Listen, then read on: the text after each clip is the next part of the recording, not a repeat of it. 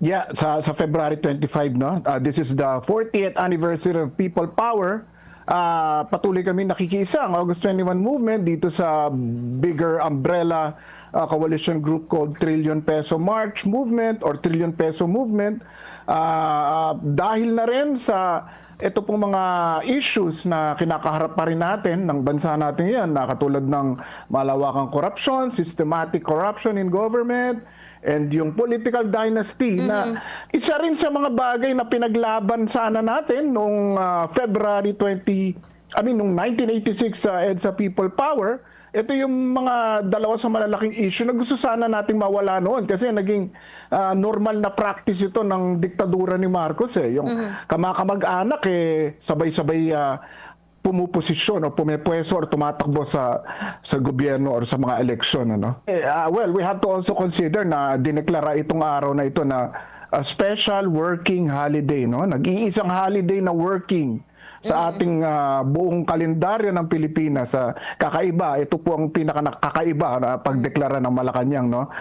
Yung aspect pa lang po na yon ay meron ng konting challenge regarding the availability of people to, marami dyan gusto mag-join pero syempre may mga trabaho, but of course ang aming appreciation sa mga schools na so far ay sunod-sunod na nagdedeklara ng holiday para sa mga estudyante nila para makilahok. Pwede rin po kayo mag-organisa ng katulad na ganitong gagawin sa Metro Manila. So, it doesn't have to just be in EDSA.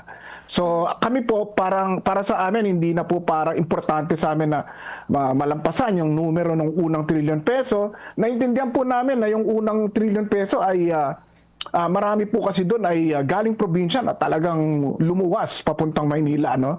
And we heard that the trillion peso part 2, maraming mga provinces ang nag-stage ng sarili-sarili nila at hindi na nga tumuloy sa Metro Manila. Baka mas maganda na mag-stay tayo sa ating mga probinsya at mag-organisa tayo ng katulad nito. Sabayan ninyo yung gagawin sa EDSA sa February 25. Ayun nga parang we've gone full circle.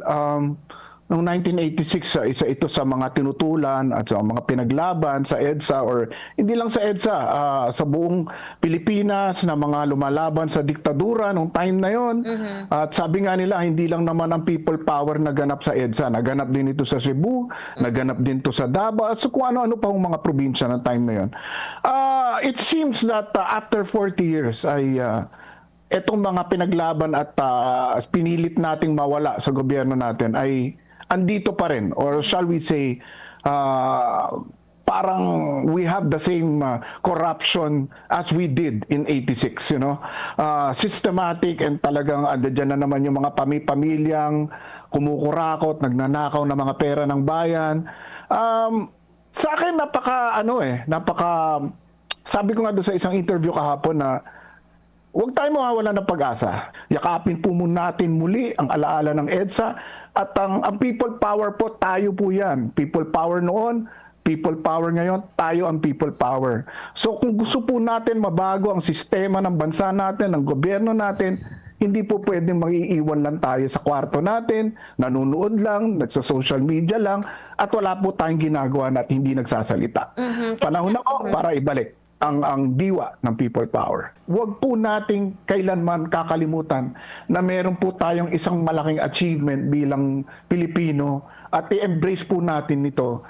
Marami pong black propaganda ang lumabas nitong mga nakaraang mahigit isang dekada na sinasabing itong EDSA ay hindi ito dapat importante. In fact, nakaka-dismaya rin na even ang gobyerno natin ay halos kung ideklara nga ang holiday ay hindi na lang tayo diretsuhin na talaga namang gusto nila makalimutan natin ito. At hindi pwedeng ganon dahil atin ito. Sa taong bayan ito, achievement ito ng Pilipino at hindi ng kung sino mang politiko lamang or mga pamilya.